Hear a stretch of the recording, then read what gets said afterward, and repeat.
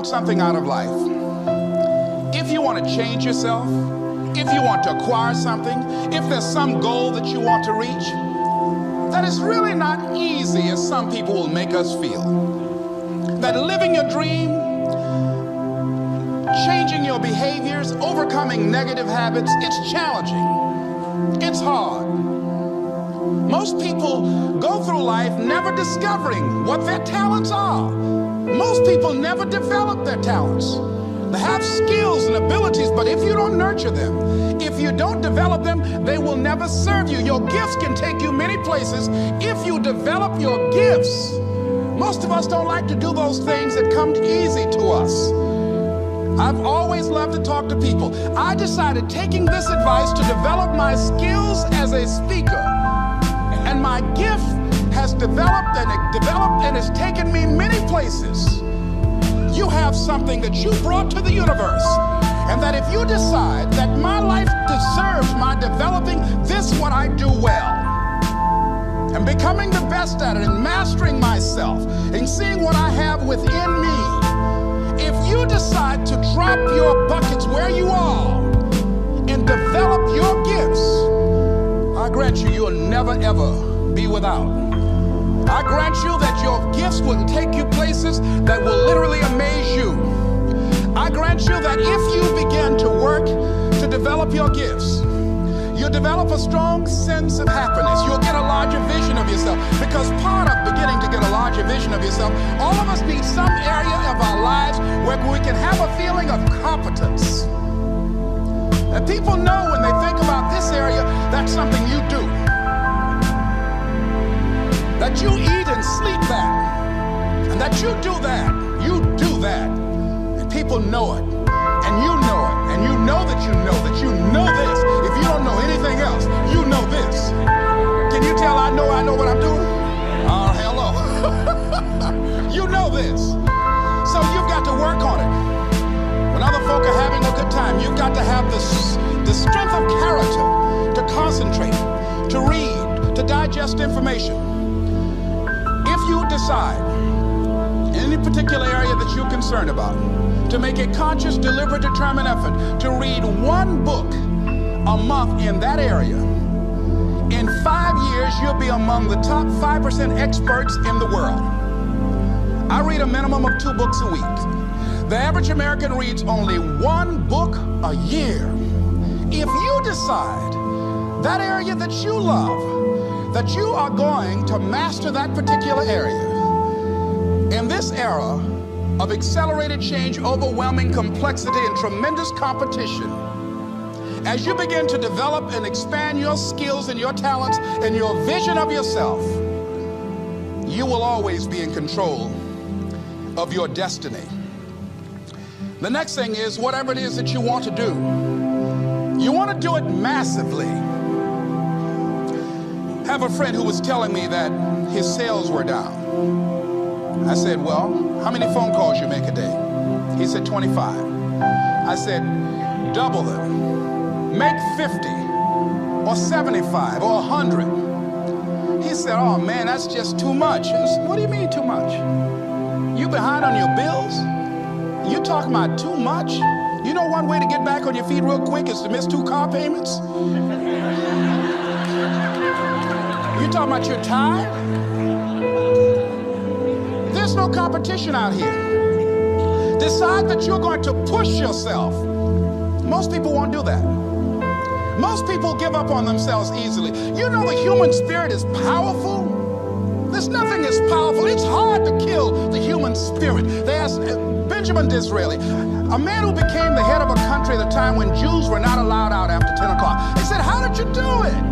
How do you achieve it against such great odds? He said, nothing can resist the will of a people that will stake even their existence on the extent of their purpose for good. That when you have a made-up mind, when you decide that you want to do something, I was reading something the other day, he said, the power to hold on in spite of everything, the power to endure, this is the winner's quality. The hunger, the ability to face defeat again and again without giving up. This is a winner's quality. You have that quality within you. When you're hungry, you don't care about the facts. You don't care about the odds. Doug Williams played for the Washington Redskins, quarterback. John Elway of the Denver Broncos in the Super Bowl. Everybody was talking about Elway, Elway. After the Super Bowl, when Doug Williams made a historic passing game, they asked him, said, how were you able, in spite of all of that negative publicity saying that you couldn't win, how did you do it? He said, I ignored my critics. I just didn't pay any attention to them. I ignored myself because they kept on saying it so much. There were times I doubted whether or not I can do what I needed to do. There's a Doug Williams in everybody here. There's greatness in you. And you've got to learn how to tune out the critics outside and the critic inside. And since I'm going to do this, I'm going to harness my will. And I'm not going to let anything stop me. I deserve this. I'm going to do it until. And this friend, I told him, said, start increasing your calls. I said, I make 100 calls a day. I got a callus in my ear. My ear's kind of dark, you can't see it, but it's there.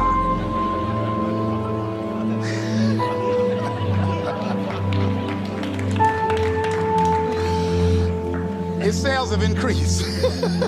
He's working harder now. The other thing is that if you want something, you have got to be relentless. You've got to learn how to become resourceful. You've got to learn how to become creative. When crises strike in your life, and in the Chinese language, crises mean danger, but it also means opportunity. And this is an opportunity for you to grow. And you've got to be so relentless, regardless of what comes down the pike, that you're always looking for a way to get over, always looking for a way that you can break through, always looking for a way that you can win, always looking for a way that you can strike a telling blow. And pretty soon, I think there's some people watching us in the universe that say, wait, let's call a meeting over here. You know that guy Mustafa? Look at him down there. He won't stop. Just that fool don't know he can't get over. Look here. Why don't we do this? Let him go. Let's mess with somebody else. Shit. Let him go on through.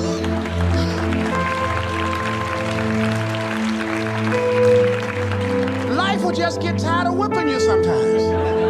And just say, let's just let this one go. I believe this. Now, no one has told me this, but I just kept on kicking. I didn't have sense enough to stop. I was intelligently ignorant. I didn't know what I couldn't do. So I just tried anything. And the fascinating thing about life, because you can't get out of it alive, you might as well have a good time, you know? You might as well have a good time. Live your life with passion, with some drive.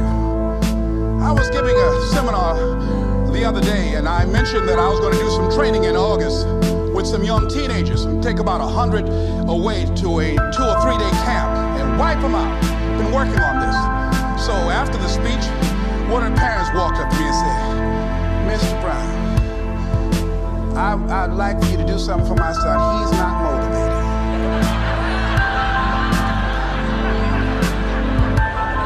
I said, I wonder why.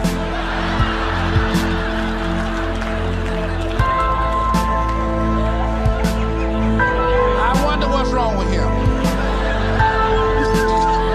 He had no fire whatsoever. See, what you do speaks so loudly, folk can't hear what you're saying. And so if you don't have any fire, you know, you've got to watch the people, the relationships that you develop. Have people of kindred mindsets. If you're around folk who are dead and negative all the time, they will affect you. You want people that are around you that have smiles on their faces, looking good. I was telling a group last week, Abraham Lincoln refused to hire a guy because of his face. They said, but the guy can't help it. He said, anybody over 30 is responsible for their face.